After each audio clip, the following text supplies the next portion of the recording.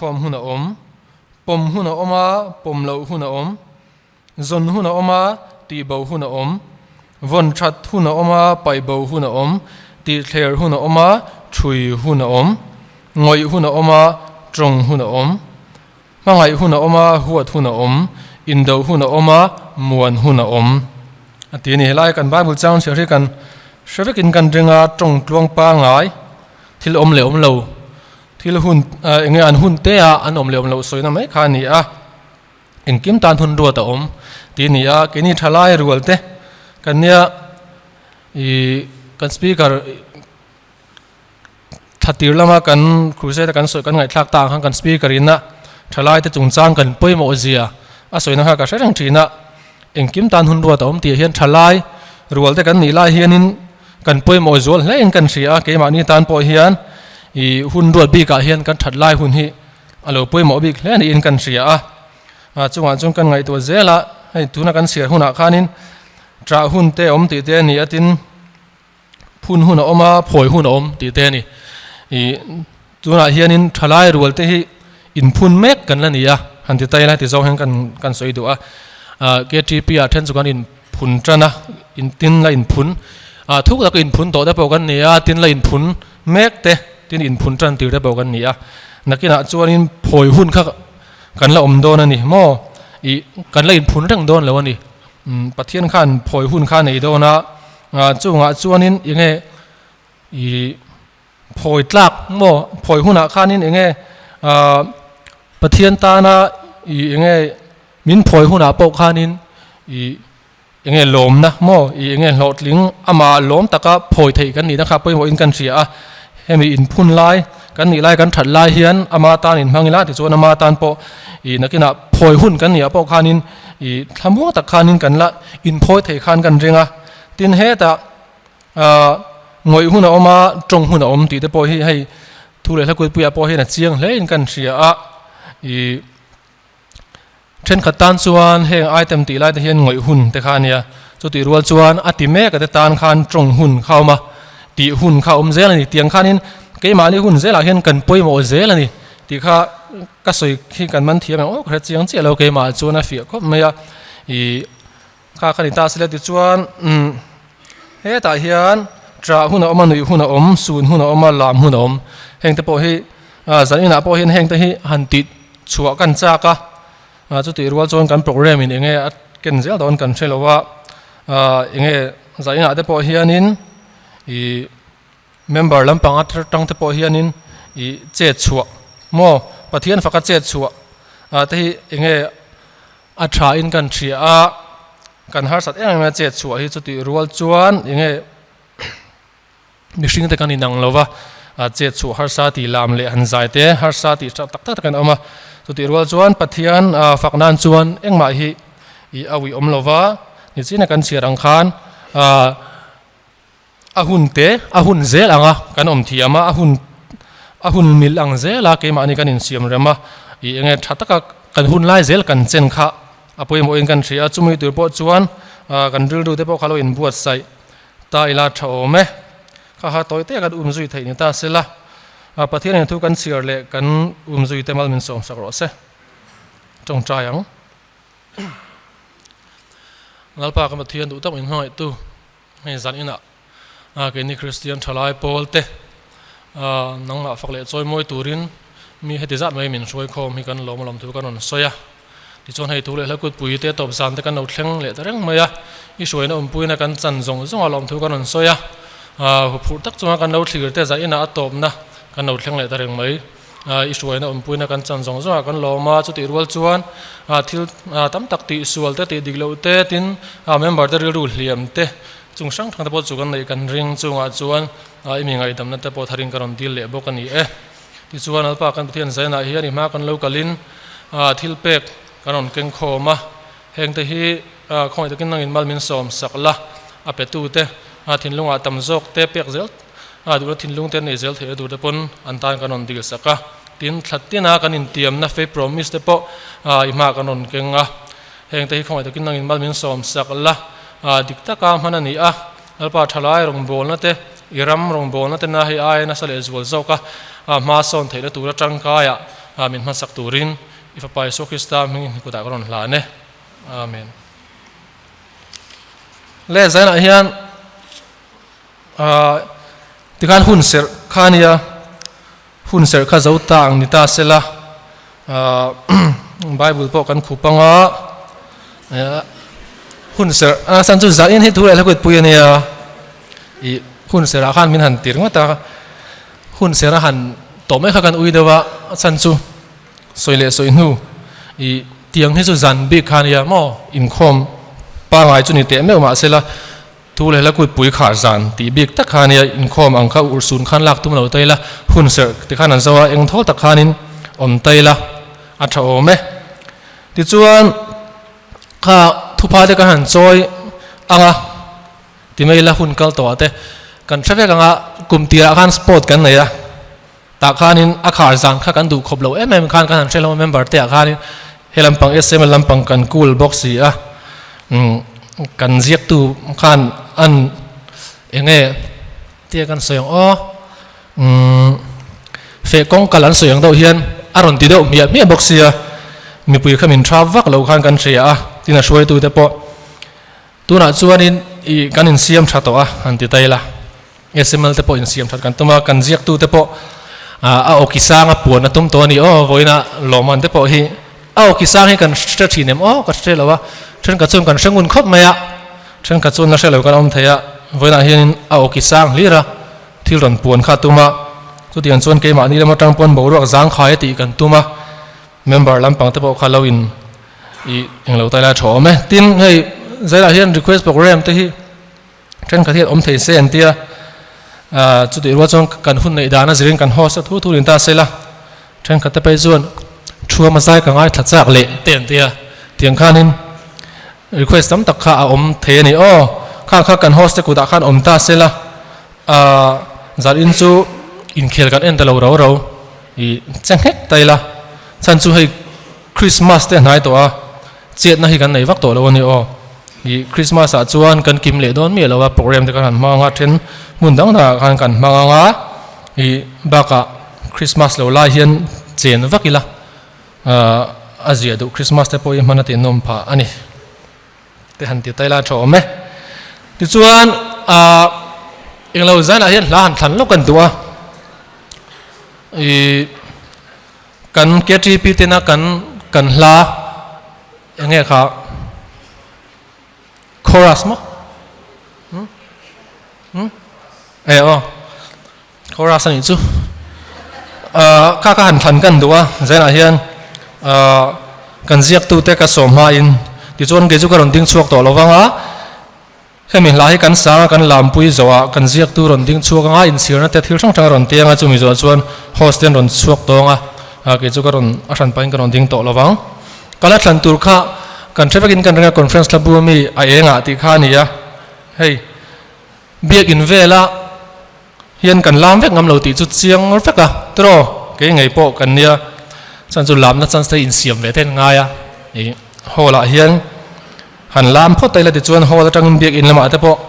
kan tran chho je tu ra ngai taila zaina hian sml committee member te ten ma kan suayanga kan zawain ti vek tur ani i thatir kharin khatla nen khan kan tia ta khan mi khol ten omdo kan in za dewa ten chu kan tiva kam lo khan kan thria zan in chu mi khol kan om lowa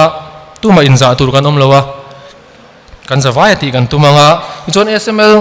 te kharon so sela tin kan zai shui tu te kharon so box sela voi ni non thleng ka thlanga adang kha chu kan zai shui tu te hlasil tu te ku ta khan om ta sela a enga ti kha lim le nuam takin kan boruak honnan mo kan hun sera zo to boka khami kan hun ni na somna tan te po ti taila thome kan zawai in kan tianga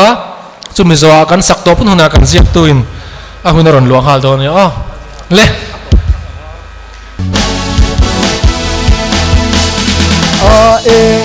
kalin lali so kalin lali so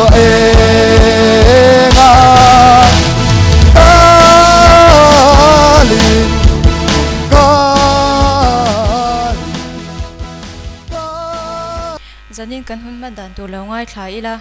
I kan hmule kan shat angkhan I hun ser mang tu kha tlangwal silal mon puya chairman SML committee ani a host hi pukele rambuat sayale nula Angela lalom kimi SML committee ani a zaina han special items pahni omdona I headphone wa azai hemi hi group tin atangin I pakhat chewan ron zayanga tin beat group hi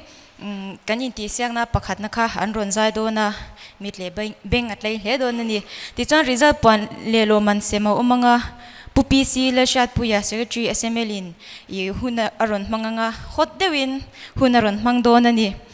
I kan lo pon to angkhanin chetvel na clear how tu ti khani a enge mo har satna wangin kan clear how thei don lova mase bana khan refreshment om thung do na ni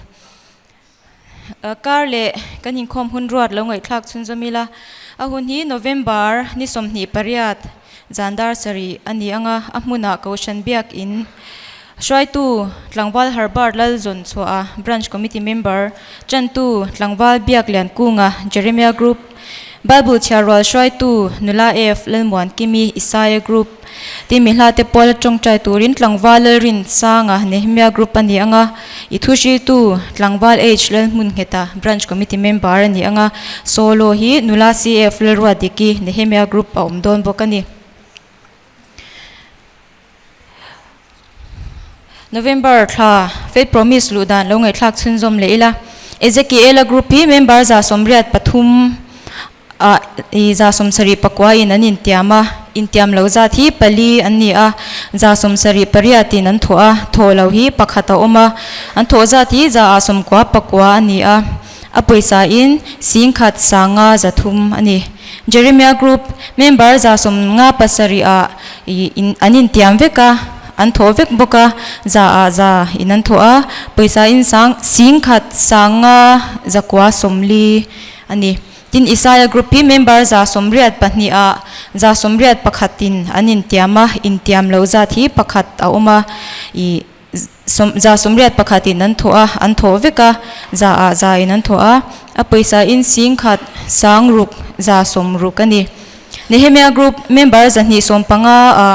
zani pakwa in anin tiama intiam lo zat paruk an oma zani pathumin an thoa tho lo za thi paruk an oma za somkwa pasari in an thoani a paisa in singkhat sangriat zakwa somni Zosa group member za somruk paruka za somruk panga in an intiam lo pakhat a oma za somruk pathumin an thoa tholo hi pahni an oma za somkwa pakwa in an thoa paisa in singkhat sangriat zariat somthumani tichuan tuna hyang ke GP member hi zakwa pathum kan oma I faith promise intiam za thi zariat somkwa pakhat intiam lo hi som pahni an oma I thoza thi zariat somriat pahni ani a I tholo hi pakwa an oma za somkwa pariatin kan thoa paisa in singriat sanga za somnga ani kan shat angin I kumin hianin kan branch mingin charity kan nei don ani a I hemi pol hianin fellowship le inkhom piangin bom do chin ani a tuna po hianin poisa I tla om venwa to a I member te he kan luan chhuan tura hian I momo tu te ta na thanhem ngai taka kan bom do a hianin I kan phalan tok I poisa tho zel turin I kan ingen thar le ani in charna lo nei donila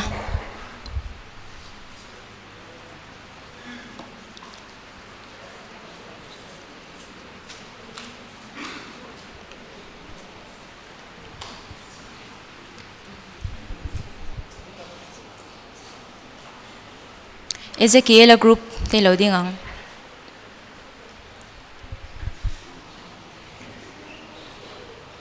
Jeremiah group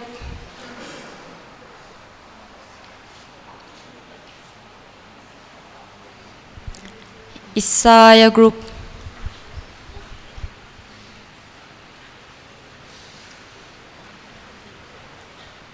Nehemiah group ta SML lang point and ula Zosa group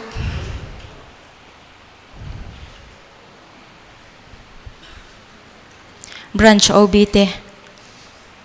Zaina hian kan leader hi apadam lo na wangin rin khom theilawa kan tongtrai na bo khan kan shereng do ne chuan zaina hianin zandanga kan ti lo ang dewin I branch committee member loading lokang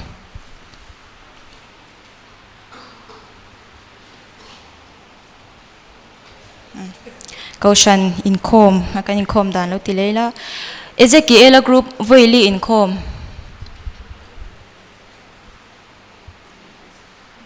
Voi thum Voi ni Voi khat Jeremiah group voili inkom Voi thum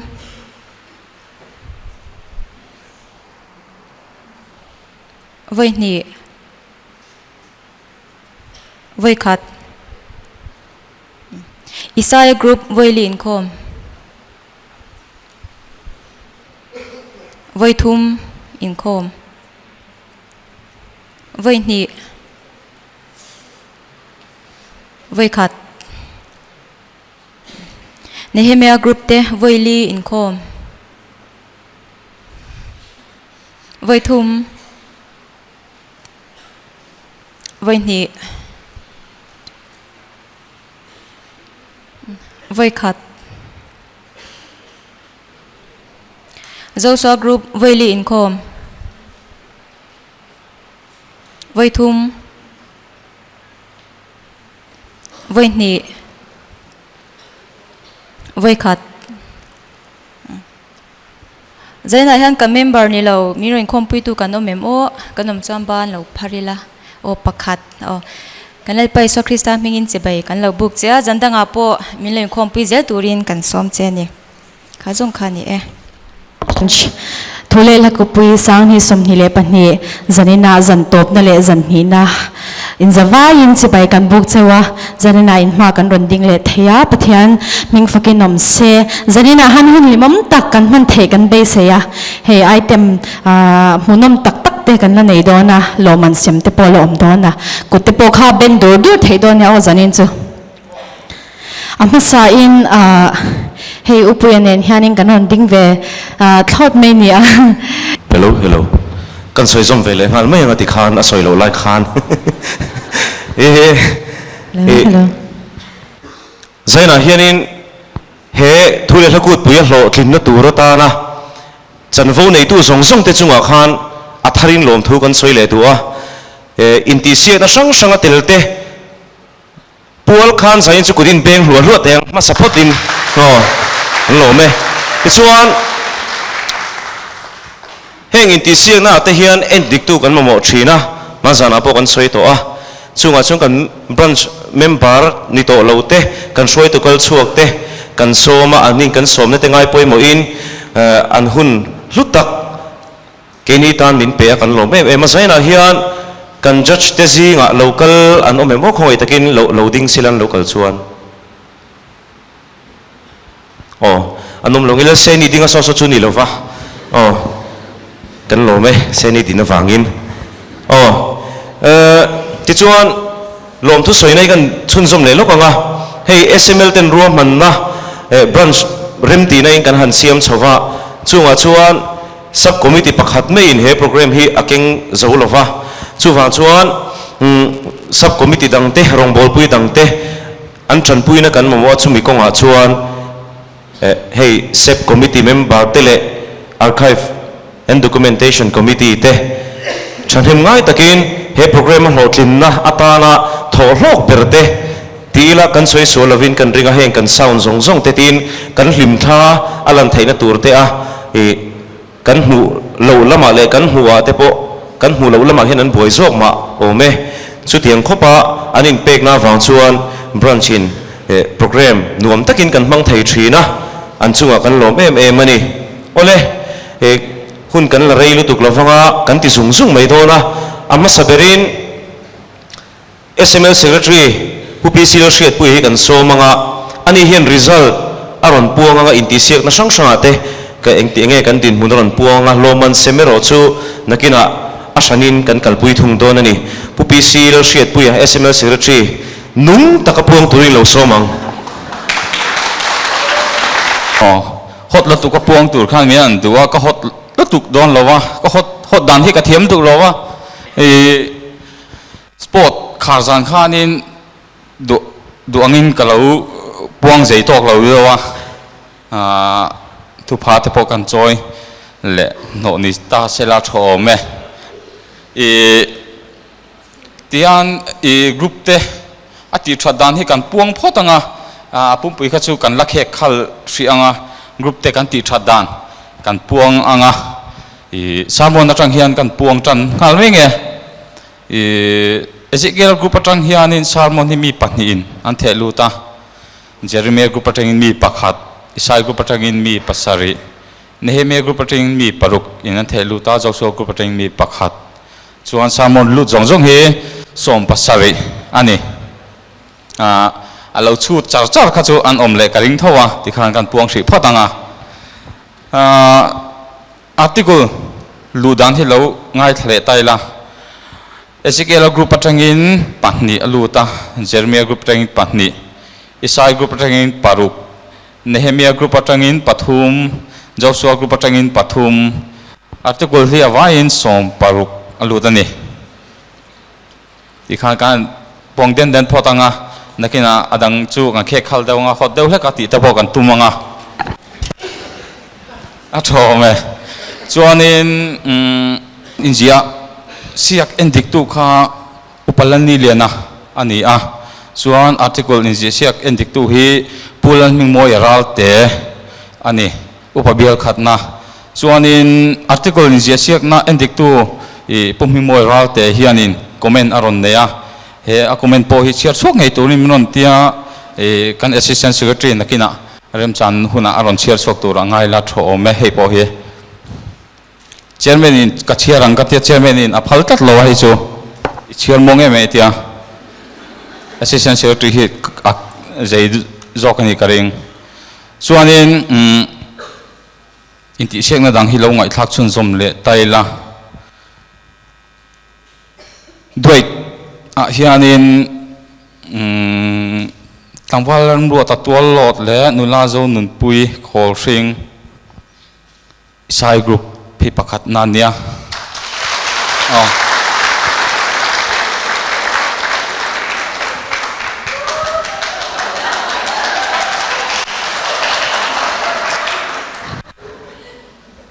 tangwal valal humal le nula rubi ro sang pui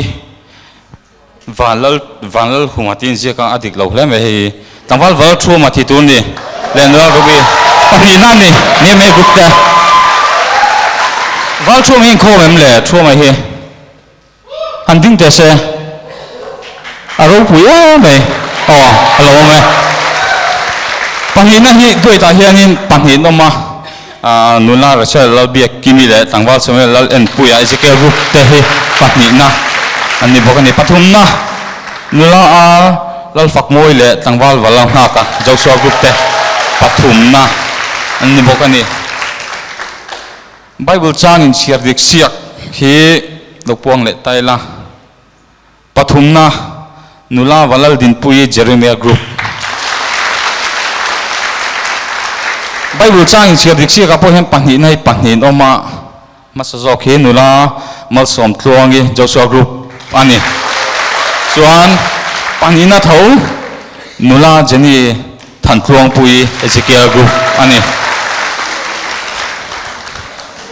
pakhat na hi pu sangvula Isai group ani group amuna la phua hi pathum na hi tangwar zomon pui le nula rubi lalding liani Jeremiah group te pathum na ni panina tangwal zon lal thakima le nula ram tuni Ezekiel group te anni pakatna hian kan naw ron tel tlat mai hi ria thiama har hle mai endik tu te hian an tisual de nge ni ka tia puansil chuanom le nulal ming hui Isai group te anni group recitation hi pathum na hi mi pathum group thum anoma a top pe kan puang nge Joshua group te pathum na ni chuan pathum na tho hi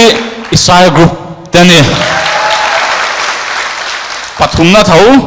Ezekiel group pahni na hi Nehemiah group pakhat na hi Jeremiah group te ni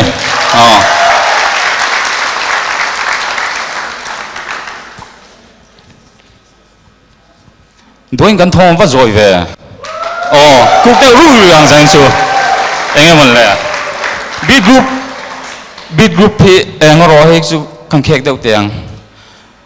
motivation speed hian motivational speech hian in pathum na kan puang le ang tangwal henry la lian tluanga Isai group panina puef lan nun tluanga Nehemiah group pakhat na tangwal ramdin tharap chen kual Joshua group teni kan puan to le kan ngai thak tong khan big group pakhat na te jani hian perform le dona big group anti thadan hi puang le te pathum na teng puang le te ang Ezekiel group te pathum na ni panina Jeremiah group pakhat na Nehemiah group te ni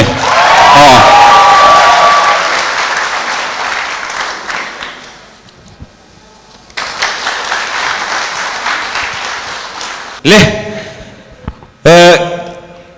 result kan chekim ta ti chuan loman sem na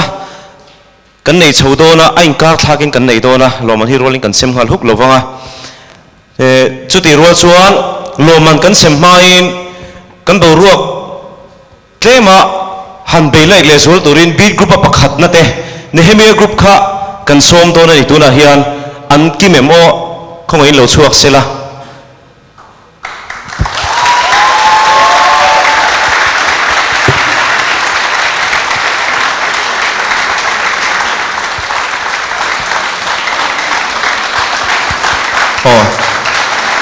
lo ome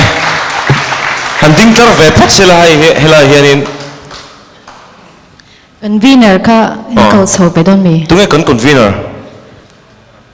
nula rami kha lo so re ro se nel parami lo ni regin lo ko ro heta masana ben member te big group member te kan koma nula rami hi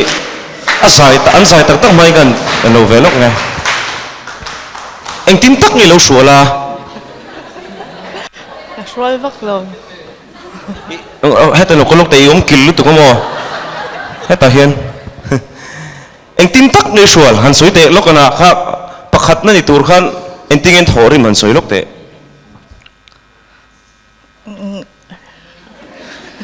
soi tour vắt bọc cái đó ăn mà nhiên phải là ăn mà nhiên phải là zira này chứ lẽ kan lo me kuti beng le lu lu ila Nehemiah group ta hanin buat sai sela ti chuan sukma lovin lo man khalo buat sai ta sela kan SML nula te khan khongai takin an dong hma langa an sai zo hen an suk don ani le Nehemiah group te hun kan pe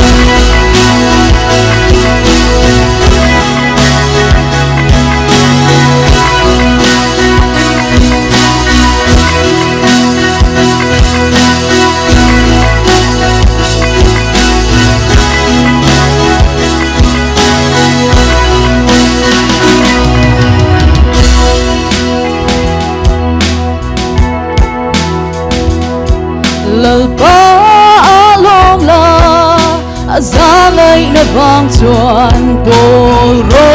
bui tap chu min khanga thi na tani enge gan rabang le i swa gan eng kim na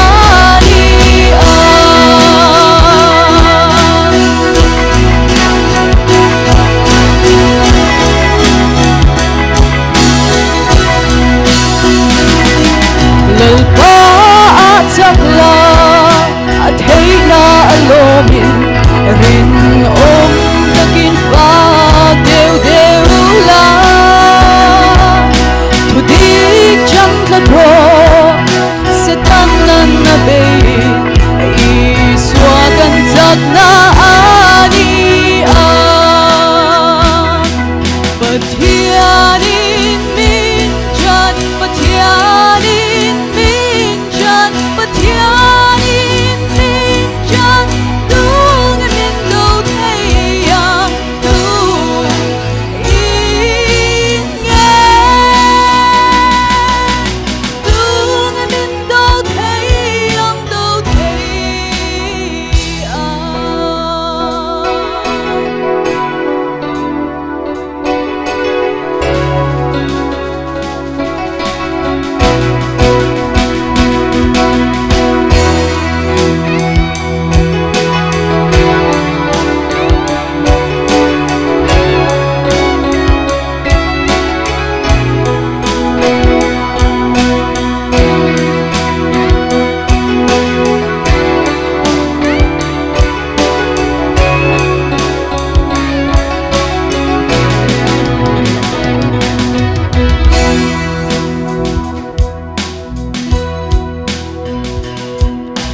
Maturing ro atutiam hetaka Krista amen ani lehiral mase aral bedon lobe tung tu Bible la atuange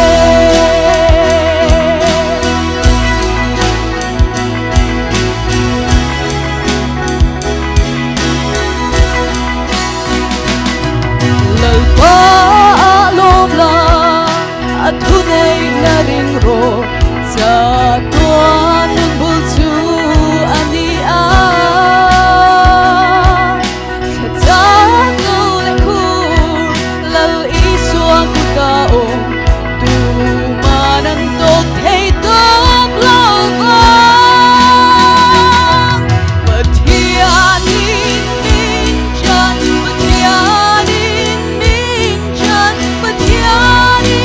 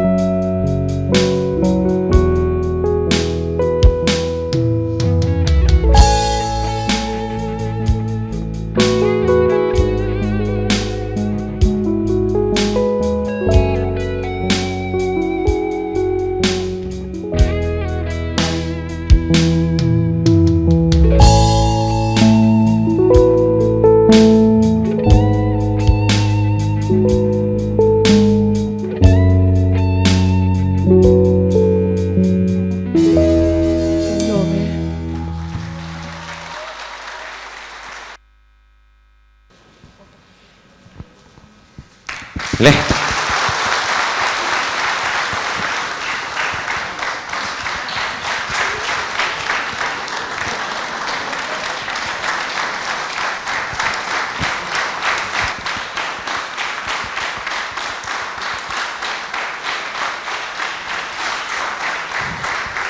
Pahni na te không ai lo chuak le sila beat group pahni na te hi Jeremiah group te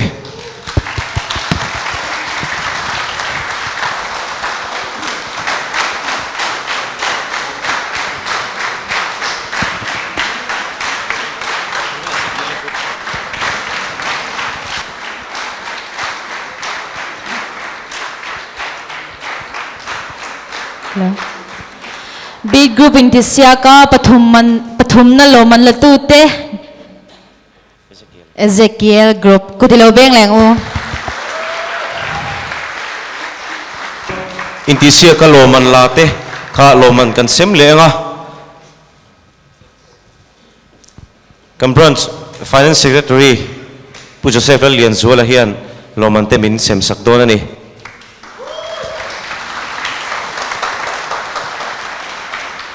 pu Joseph lian zuala khongai takin lo chuak sela sermon loman te SML lamin lo chuak le sela sermon loman pakhat na dong tu Jenny Zawmuan Pui Nehemiah group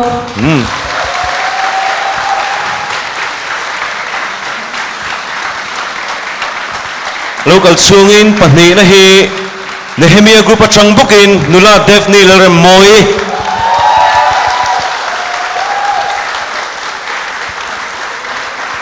lo chuak vele ha sela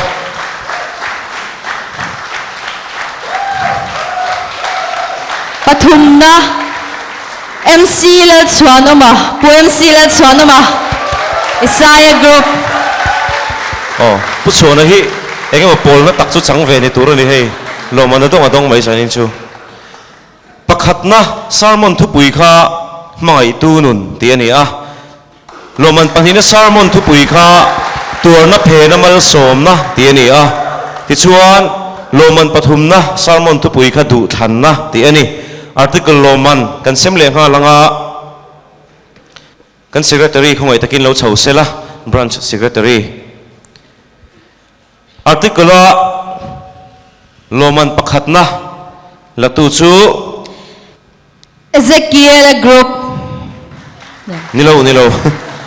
ani lo so ka puang ani ani lo zo ko enni article loman pakhat na dong tu chu Benjamin Lerimoya Joshua group alak sak thai kan mem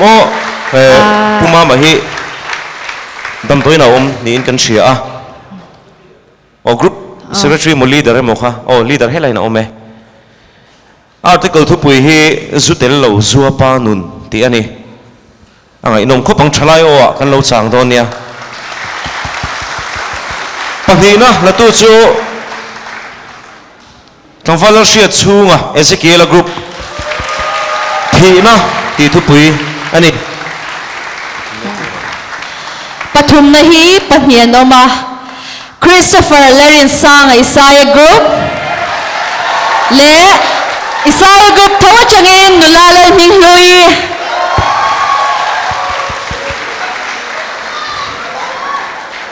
chot maya Chris ai tunge zia sakang Chris article thu pui hi kamumang tinia mumang pathum na la pui thei ka hriat voi khatna nia nulal ming lui hi sing nun dai ri hai he chu profile picture blank vel kha tel mai thaini khalai vela kha chon ti chuan ampuna hlaphuwa loman kan sem le anga khongai takin loman te lo la chuak le sela kan bronze treasurer khongai takin tangfal ma som dong liana min han sem sak sela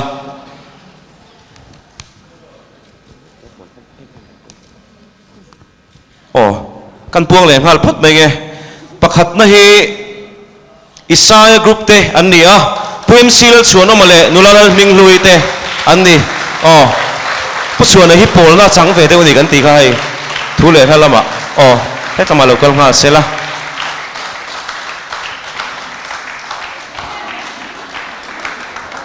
kan comment se ngal lal nui po hi thalai kan om hova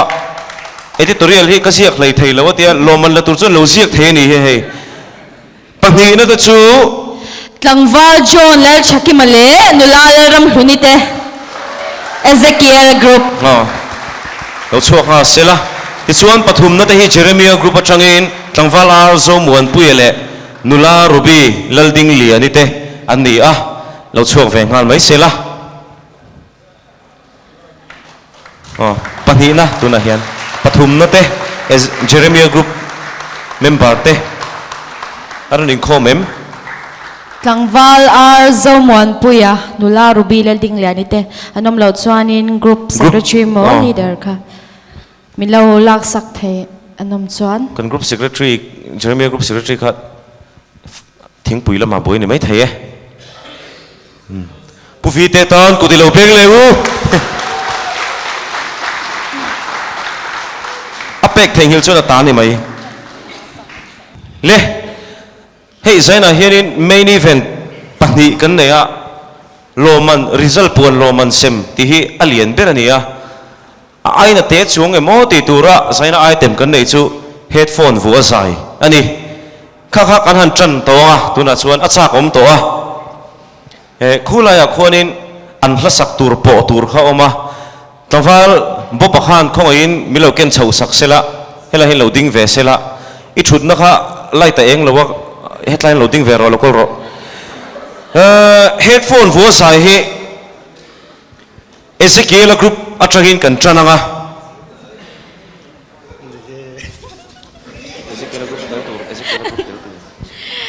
tlangwal zomuan sanga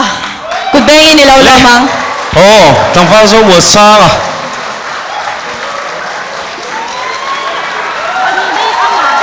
oh hu ha nga don hei hi le helai hin a hlat sak tur pot don ani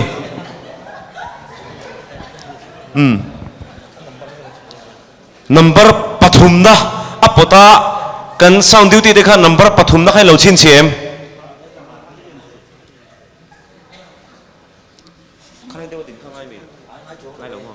oh mangon te khongai takin hela hin loading sela confito hel te me ni on ding chuak re te hel me na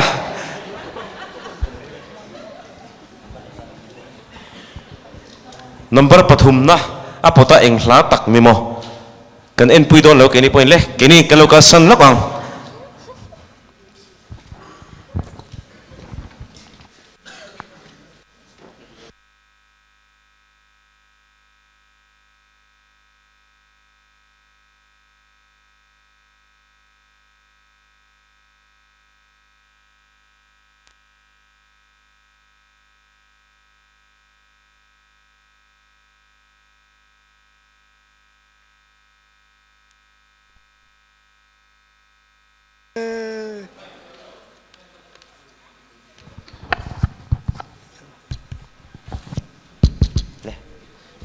kal chi tlai kan lo tin pui ange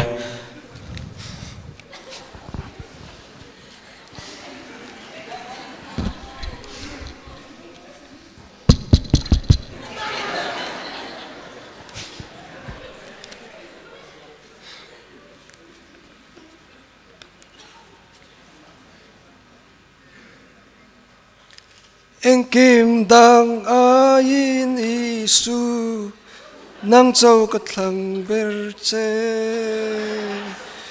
min ma ngày na ro bui van cross an khai kang che karul seng lo ngeng ti po ang ai na chuai thei lai lo o athuki na fa han sa en ve cây mi xual bermin chandam rina ai num zuin itsak na ring tla chung zelin tla lovin ka fuan sendo ka chandam na cross varin ka tlen tlengin kan ba hallo le mangon te io kha tikhan live recording I tingar zel tinan ta tikhan hei KTP a te channel kan nei ve a hi official music video nei don tina nia I phurem phure alo me mangon te chunga kan lo me chuan ingai thasam le lo te yang I Joshua group atang khan in tunge ni sai tur pu valel zema ale Pusema, puma sema. hei chu zai viau tura kan ngai Oi me sai pola rei lo te kan tel ho puma sema hi kumin khan. Rong bol nan nei kan sai chuak man lawa. tên nó hiện mà chỗ tên là cái gì na cái chỗ nó hi cái sẽ chiang ang reng khop mày à giải nên rồi sẽ về đó nè ami mal sai hi anh lang nghe bộ anh number nghe ó anh thiểm zong anh em Number 2. apa zong zong poi sa thai oi Number 2. number 2 Yo yo. nga long ta Yo. hey pho tur Ani. kha ni tlat zela puma se ma chu asa se enge anto na shit le si lo wa dikhan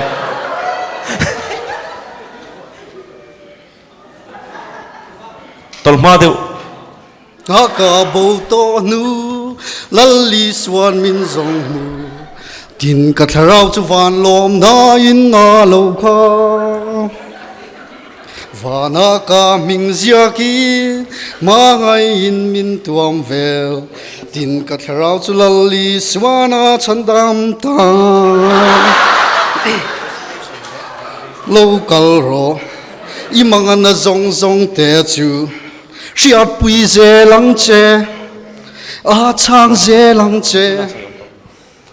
Dòng dòng tế bộ Xia in Lali soan san đom chê ti xia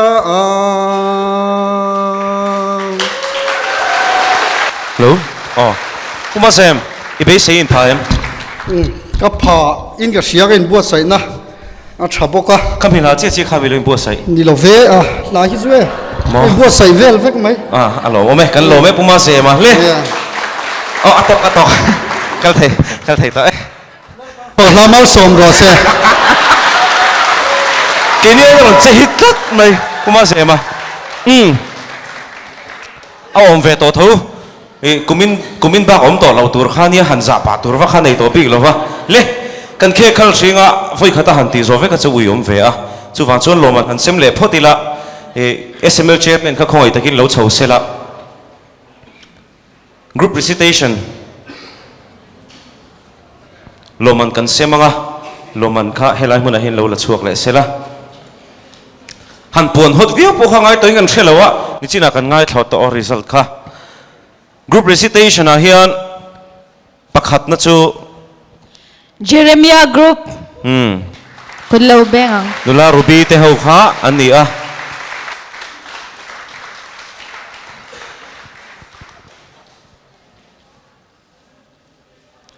loman pahni na latu te hi Nehemiah group te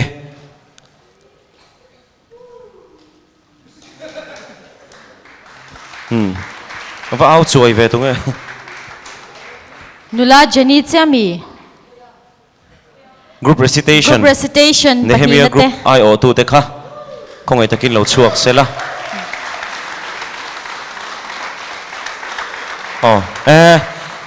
aram pom chuak loi mai le akal thai e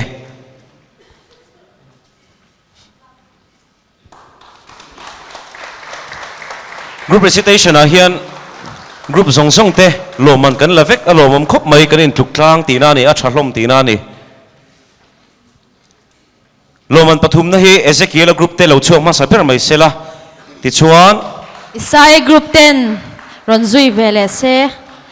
Joshua group te atopa ti khan ron kal tot ula lo man pathum na vek khani to thawa ain ang vek to Ezekiel Isaiah le Joshua Group te.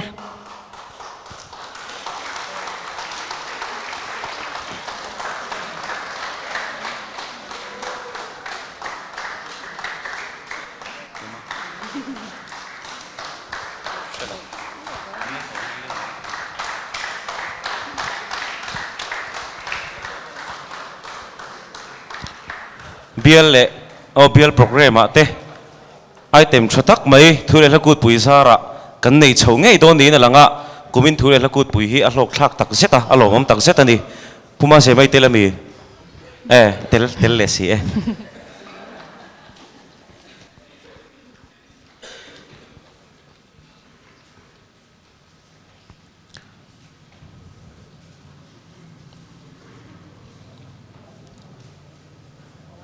kan lo me le ti khan headphone bok khain ti le mai la shrina Jeremiah group atang hianin ni china ron choi kang lu tu kha sai tur kha lo ni tangfal biak fela kha le tangfal biak fela so mila kut lo beng teng o adu chon la pani po saktir poi ga ti vak lo ai hi chu asai kha ta mi pui ma hian o han pot sela lung mo na hlang nge mai kha sang ve voin han sala ka va ti ve number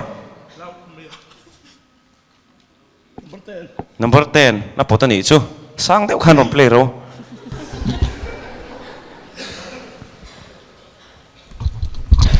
cái bọn xe lầu bò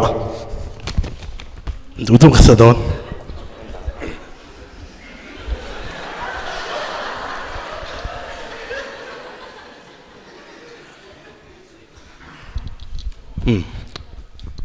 Dinh chuối khi ở mỗi ngày xem từ cuộc choáng rồi lần đi rồi em mỗi khi ở mỗi ngày cuộc choáng rồi thì lần đi rồi ai em in ở mỗi ngày cái gì mà từng lên là ta cái đoàn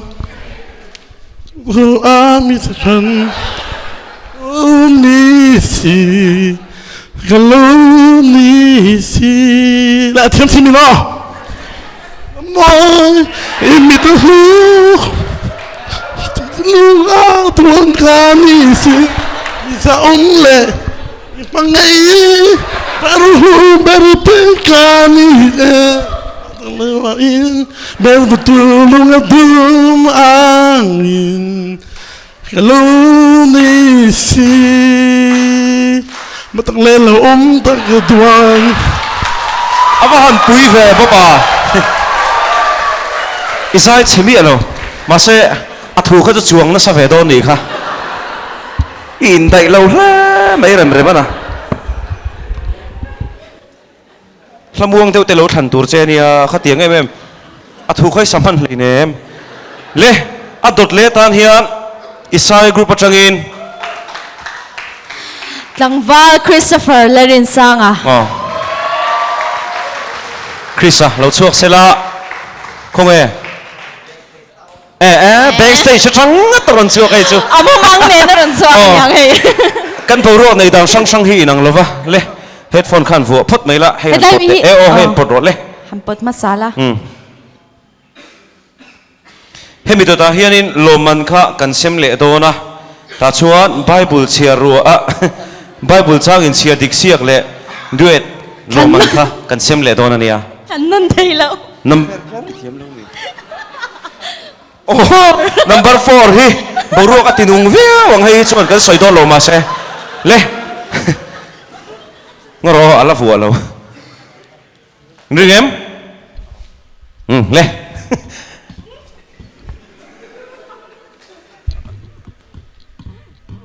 tu na ban son ru la li suo ti san sak na mangin tu kan pe chu sẽ là lễ hội tên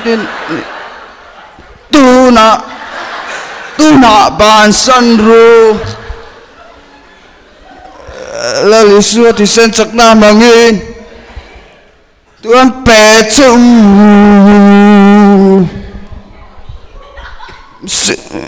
sual sanan ti san lu ape sual sanan ti san lu ape ti cross to ma chuan ko me kan mel ma follow bấm chín em trang thì làm lâu mì nó cái sắc sầm đâu nè yêu lục lâu em ấy tao vào Christopher Lerin sang à khăn lồm ấy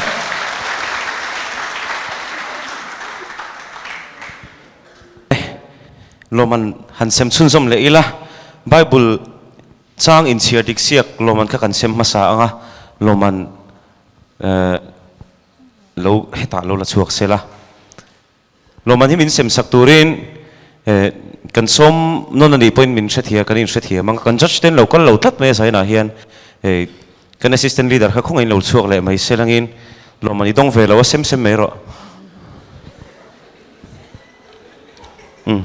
ko te ha ve lak lo to a khati thu mai mai tun le ne le nula kim kimi hianin Angela hianin khong ai takin lo man te kha min puan sak sela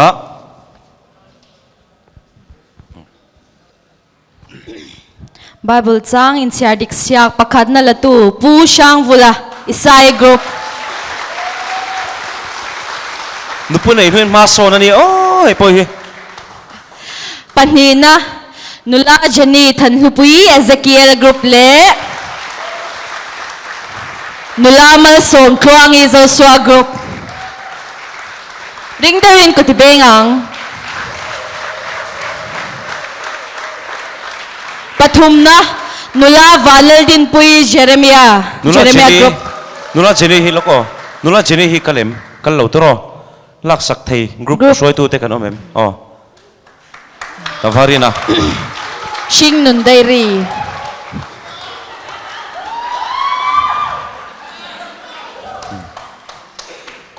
singlun tulai li riak ve mai thei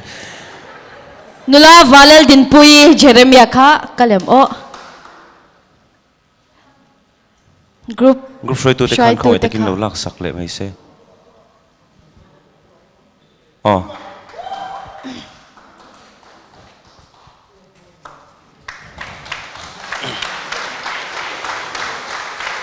headphone vo sa hi pakhat kan lama ba ka Nehemiah group atanga zai tur kha a om nge a om talo e om mo en ei por ni chu zai na sa don khop mai putlunga kan lo me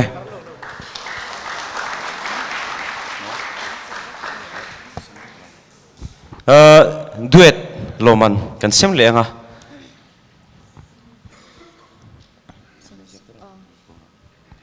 min sem sakturin Cameron treasurer kan som le nga an lo chwa chungin pakhat na loman latute tlangwal remro da twal lot le nula zo nun pui kholshing Isai group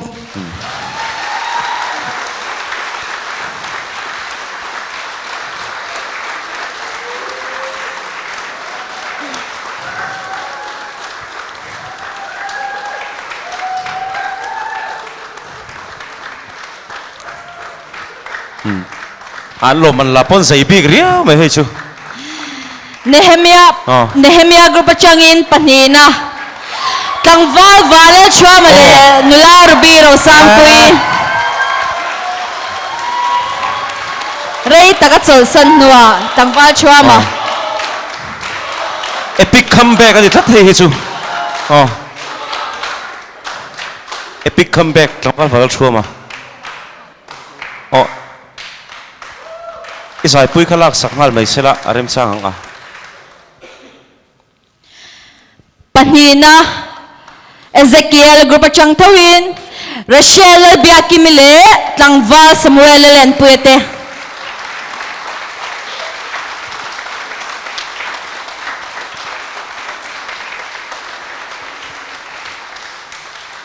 lo chho pop bro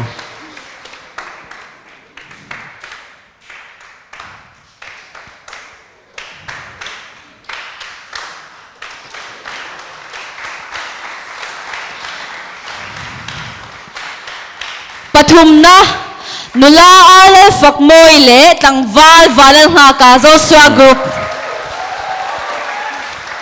anin rin lau de nan la ni mai thei nula a fakhi hi sola ya tholo ma khon lai chang to han lo man la din khana ding to sim ve boka lak lo tir chi ni lo ni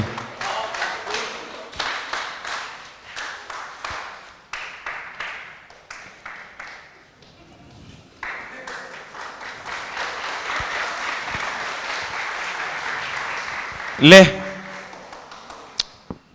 tikhan asong kha song kha duet loman ani shi avala chuang ve ti sol kan nei em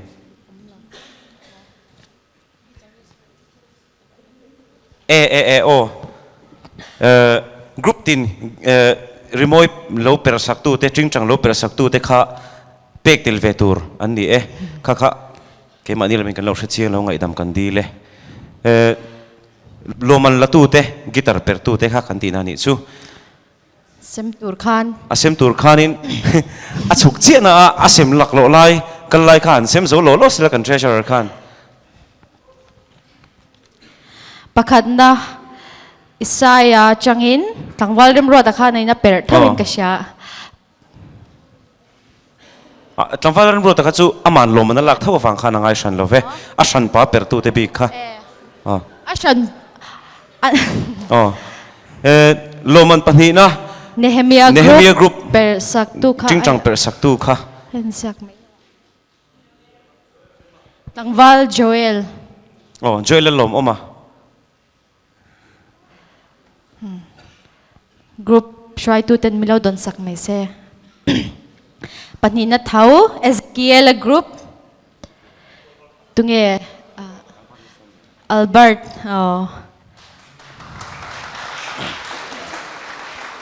Pathumna Joshua group per sak tu kha nula lo shoi zeli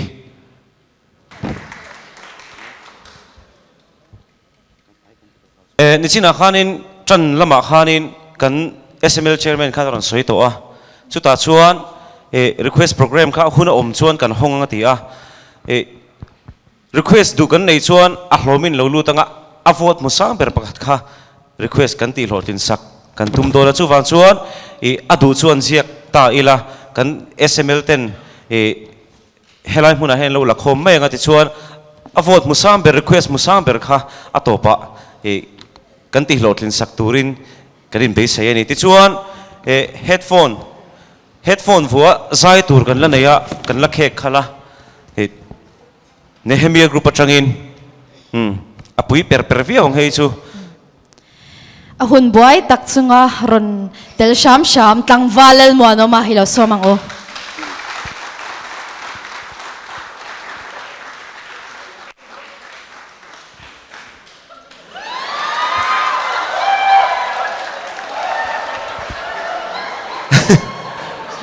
atira tarmi ta bun mia lawa number 9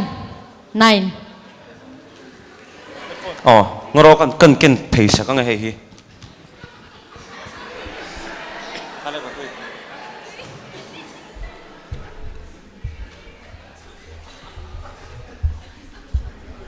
Hello.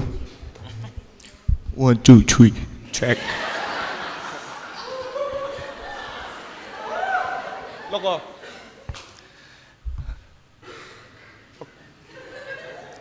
Hello.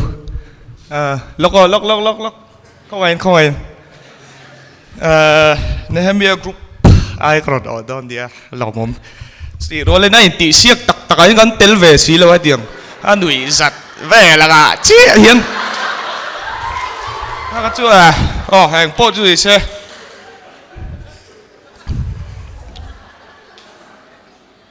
Cái đi kìa. Tên măng là lên băng pan bu lên xe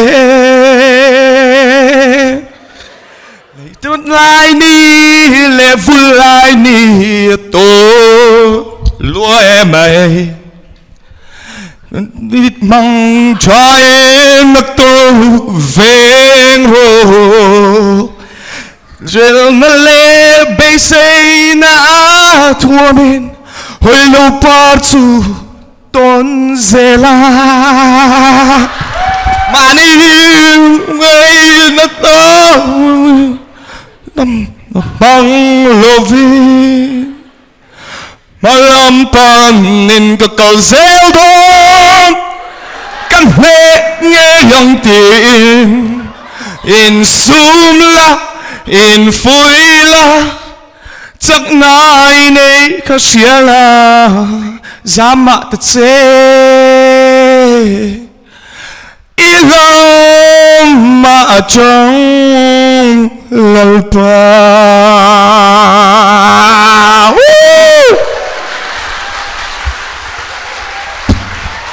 bởi puya un xếp tất cả ra iron sai chuộc thấy sim sim akan lo me amoy le moy lo kha chakan comment ri lo me anga thlir tu te ngai dani sila loman pakhat sem tur kan la neya motivational speech ani a chumi ma kan pon lok du chu hey request lo lut ngal char chara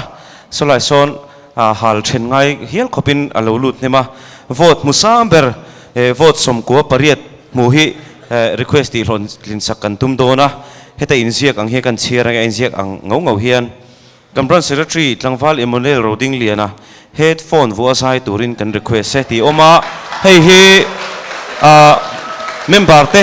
a request lu ne me wangin hei hi chu kan ti lo tling lo thei lo in kanin ngai ve a chu wang chuan hei hi asom om tak po nin kan thria a chu wang chuan midanga kan beng per ngam to lo ni ma se kan lakhe khal do na loman kan sem phutanga chumi ma in nichina article in ji asiak endik na chiar tura min be sei kha ahun lai khan kan lo tilova kan assistant secretary hi SML lamami hi khongai takin lo chuak sela headphone vo hen lo chiar chuak sela le assistant secretary lo som lokang motivational speech lo man kan sem ma in khulai khon ding sela headphone khai vo dem dolo ma kan chiar ma in refreshment subcommittee te kha pona chwa tur ni e hei article jak tu hi kan chat ang khanin pulan hingmo yaral te ania ani hi rongbol na sang le enge education field lama na thothat em wang khanin I doctor of literatures I a gold medal hanania mani lo khan hetiang mi bik I veng chungina kan nei hi kan chuang em ema nge hun chep takara I min endik saka wangin achunga lom thu kan soeni aron zia zongjong hi chu kan chiar chuak man to lawanga I kai mani ina kan hlok pui tur angkha apoi mo zo cha kan chiar do na ni tin tuna ka chiar tur hi insel na anga ngai tur ani lawa nge insiam thatna te ma son je na te man kan tumanga hemi aron comment na hi article big chau a ngai lawila I sarmun te kha hlaphuwa te khatyang sang khanin kan branch ma son na tur tam takhi aron zia ka chu chungun dewin kan lo ngai thadonia amha sabera chuan punctuation ani a thiam lo wange mo sha chan lo wange mo ani mai theya atlang pui thu in punctuation hi kan uluk lo deu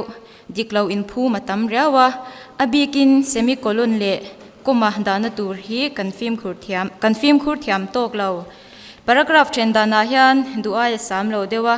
paragraph hi sei pui in chen lo tur ani a thulom khathi paragraph khata thin se tin zia zom tu le zia zom lo tura confirm khur tok lo deu thumha bet prefix le thunung bet suffix hi zia ka kalpuya ni to chuan film khura tha a prefix or suffix chu atlasang turani spelling ti swal pal hi a omnuala computer a chut le kutzia ka po hian a omnuala wangin hei hi chu film khur tok lo wang liao ani theyang spelling diklova zia ani chuan a omzia hi adang dei theya film khur em turani mood in khak thleng dan hi kan chiang tok lo deuh em ni o ati theya chungkwa ti hun le chungko ti hun a oma sakhwa ti hun le sakho ti hun a om meichia ti hun le meiche ti hun a oma hei tunami hi angai poimo em lo chiar nge ro tia I kan biak in chauka bul zun ina kyan I meichia zun in ti hi a in tara hei hi adik lova meiche zun in ti turani hei hani min shwai swal pal thei ti thua film khurangai thuran soini ti mizo tongziak dan dik kan ngai poimo vak lo a anga she om tura she om tia kha chon h atel ta I she om h te lawa she om ti mei angte kha ni chu ron soi that tura I chi tura tr mang angte I tiang te hi an oma tin nau pang ti tura khanin nau a khanin en au mo khatyang mang angte kha an omani tin kan thu ziak chei moinan hian arem chuan thu fing toi je tel zeu thiama tha a I midang thu soi quotation toi fel tak soi chon tura omphei chuan je tela tha a rem lo chunge ro chuan je tel lui kher tum lo tur tin tong upa I rem chang takamman na tur chia chuanin man she lo tur ani a hlathu po Hitler ni khat zeu aswalo sei tak ero chu pumpel turani abul chan na le akhar na hi in el na thilani to chuan uluk hle turani a mitla thei tak tur le leiril fan thei tur thumoi kan chate hi billu thei sham chuan a tha i kan thu pui thlan hi shat chan turani a article sermon bi ka phei join thu pui nei te ni thina tenga hian shat chan turani a i thu pui thlan shereng chungin abula changa atop thlengin kongdanga pensan lovin kan thu ziak cheimoinan thumoi le hlamoi te hi khon khom thiama poimu ani in satuin a in sakrong a hnoi chuan hnoi lo ai na moya chu tiang cha chuan in kan thu zia hi cheimoyanga ya thu fingte quotation i tong upate thumoi le hlamoi mangten kan chei thei chuan chiar tu thinlung a hne bik em ani atop bera chuan i KTP article in sia sia ka buat sei top 3 dong tu i zutello zuapa nun ti te thi na kamumang ti le shing nun dairi ti te hi zia zom le zom lo tura te mood modification ate punctuation ate hianin an filim bik lawa ma se zirtir nei thatak an zia awangte thinking mai ni lovin recognition level khoi che thei thu an zia chhuwa thiam dan te a creativity thatak awangte in top 3 ni hi an phu le ani tinaron sia kani pakhathi lamaba ka motivational speech kan semlenga min sem sakturin pu Joseph Lilian Zola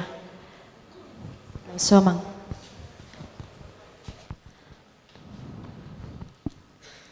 pakhat na hi tlang valram din tharchen ko Joshua group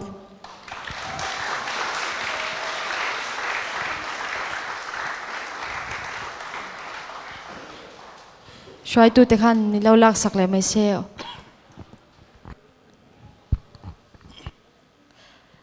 panina pu eflal nun twanga Nehemia group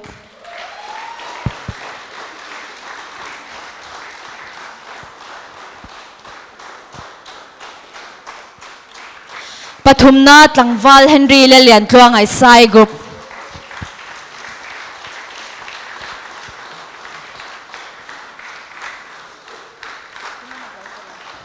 thangzong kha loman kan sem theite chunia pu Joseph Lalin zola chunga kan loma ti chuan request program kha kan ti zuai anga ti chuan loman group pumpui result kha keni pon ve chi ni lova apuang hot thei tur per kan ngai SML secretary khan ron puang le don ani kamran secretary khongai takin lo chau sela kuti lo beng dur angule hey dot ani lo request ron luta chuwang chuan SML ten kut kan sil hemi chungchanga hian chuwang chuan ala sak tur po hi apo ni lovina thlan sak ngat tur ani don ani apo don ani kada season leader hi ti jok turani ani han bot beret ase ani mulom don sin mala number 6 ipo athu chu rianga sadai lo le meng kha thiam chen lo do hi li a thazok teng hi chu chuanin hey ain buat sai chungin Isaiah group duet kha request on lut nem khop mai boka chuwang chuan i atop lama sai tur khan khoi takin loin buat sai se loin ring sela kan lom le ang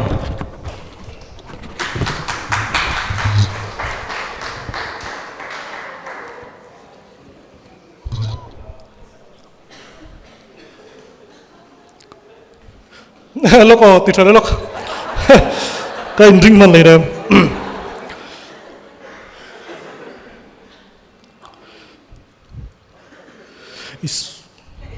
kapathiana chuan khongai na in lalpan kan ti vetel lovin Chrisai swa chuan min lo tin tirta amakin ro puye limin ka zai zelang ka thiam mel re Abraham pathian Isaka pathian Jacob pathian ni po lalpan aniel silo kay bumang le misuang el mang tri tan po hiang Jacob Pathian ngay kha Kapathian amisi kan fa lom te lul lem khala kha hei asatu sang sang anom ve to a style sang sangin zonra sang sangin an sa in kan thia a leng khom version ka ngai thak voi khatna ni o me a lom om hle mai dang tai kan lom lu de kan siak tu le kan sml siak tu kan so manga khong in lo chuang nga sela group intisi na sang sanga loman kan puang to a result kan puang to a apum puya kan ti that dan kha kan siak tu hian han puang sela ring de in kut kan lo beng do ni in beng ha lok teng apual rim rim hian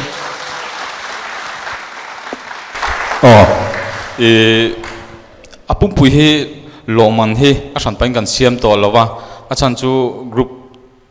te a bimal ang ten tungkum chu kanin pe ni a sport na te khat chuanin hei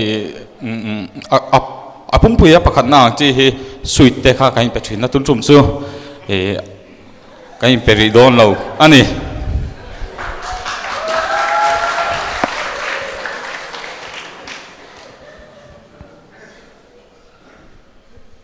pathum na tang hian kan puang tra na nge pathum na hi Joshua group te an ni a an point hu hi point zali som nga ani chuan pahni na Nehemiah group point zanga somli an hu ni pakhat na hi Isai group ni in point zasari somru an hu ni kan point hu dan po hi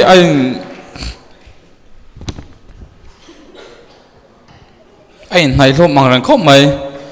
palina Ezekiel group in point zathum som kwa mu an mu a pangana Jeremiah group in point zathum som an hu ni kati zong kha hot deu la kan pon thei te chu ni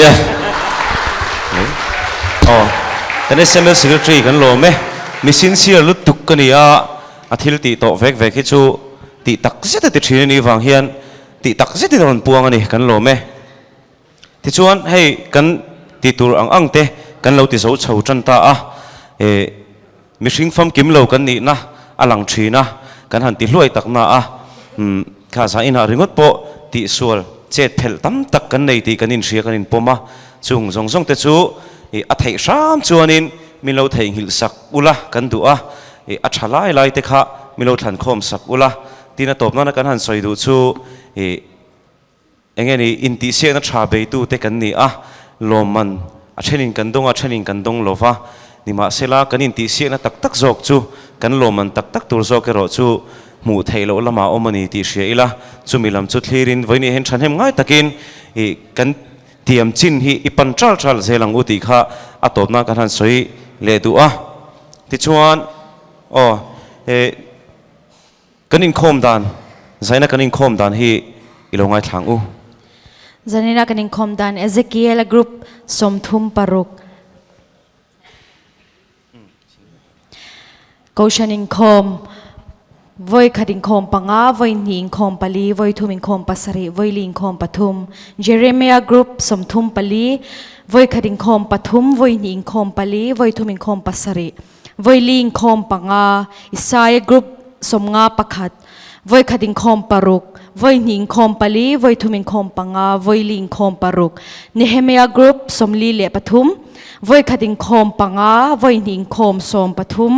voi thumin khom paruk voi ling khom pani Joshua group somthum pariat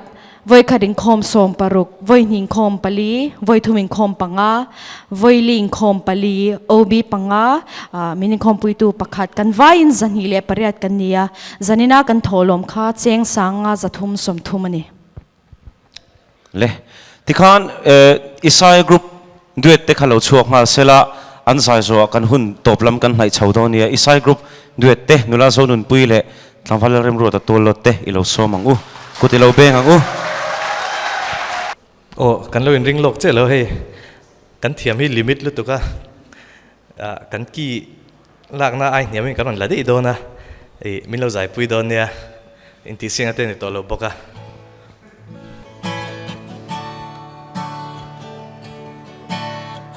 Zigni eng thua khi yo mỗi ngày xem tu cút thoạc môi giá lần tire giang thay eng mỗi khi yo mỗi ngày xem tu cút thoạc môi giá lần tire hình song a hiền in lo có môi bề ian quy a xem ca ni xin mặc tắc lệ lâu ôm tắc cơ đoan itan sâu a mi sẽ shan Kalonisi, Kalonisi. Imita moi, imita lu, ithin lung aduan kanisi. Miza omle, imangai,